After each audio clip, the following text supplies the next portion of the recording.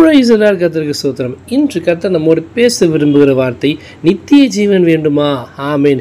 வேதத்தில் நித்திய ஜீவன் கொடுத்து அநேக காரியங்கள் சொல்லப்பட்டிருந்தாலும் இன்னைக்கு கர்த்தர் நம்மோடு பேச விரும்புகிற வார்த்தை என்னன்னா, ரோமர் 2:7 சோர்ந்து போகாமல் நற்கிரிகளை செய்து மகிமையும் கனத்தையும் அழியாமையும் தேடுகளுக்கு நித்திய ஜீவனை அளிப்பார். ஆமீன். நம்ம நிறைய விஷயங்கள் நிறைய நேரத்தில் நம்ம எவ்வளோ நல்லது செஞ்சாலும் எனக்கு கெட்ட பேர் தான் வருதுன்னு சொல்லி நன்மை செய்ததில் சோர்ந்து போயிடும். அப்படி இல்லை, அப்படிக்கு நன்மை செய்ததில் சோர்ந்து போகாமல் நன்மை செய்யணும்னு கர்த்தர் சொல்கிறாருங்க. கர்த்தருக்கு நன்மை செய்து நல்ல விஷயங்கள் செய்து சாட்சியாக ஜீவிக்கணும், நற்கிரிகளை செய்யணும், நற்செய்தி அறிவிக்கணும். அது மட்டும் இல்லாமல் மகிமையும் கனத்தையும் அழியாமையும் தேடணும். உலகப்புறமான காரியங்கள் தேடி தேடி தேடி ஓடி அழிந்து கொண்டிருக்கிறோம். தேடுங்கள் அப்பொழுது கண்டடியும் சொல்லிருக்காரு இல்லையா?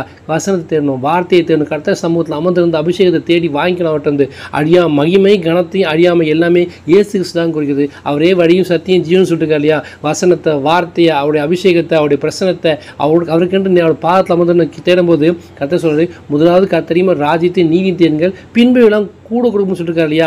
தேட வேண்டிய விஷயம்னு ஒன்று இருக்குது. அது ஒன்றே விஷயம், கர்த்தர் தாங்க. அபிஷேகத்தை நோக்கி ஓடணும். அவர் வாசனத்தை, அவர் வார்த்தையை தேடிக்கிட்டே இருந்தீங்கன்னா, வேதத்தை தினம் தினம் வாசித்து இன்றைக்கு கர்த்தர் எனக்கென்று என்ன வைத்திருக்கான்னு சொல்லி, என்ன ஆசீர்வாதத்தை வைத்திருக்காரு, என்ன ஆலோசனை வைத்திருக்காரு, என்ன வழி வைத்திருக்கான்னு சொல்லி தேடி தேடி வாசிக்கும் போது இயேசு கிறிஸ்து உங்க கூட பேசுவார். இந்த வசனத்தின் பிரகாரமாக சோர்ந்து போகாமல் நறுக்கிகளை செய்யுங்க, மகிமையும் கனத்தையும் அழியாமையாகிய கர்த்தரை தேடுங்க, அவரோட வார்த்தையை தேடுங்க, அவர் பிரசனத்தை தேடுங்க. அப்போ என்ன பண்ணுவார்? உங்களுக்கு நித்திய ஜீவன் அளிப்பார்.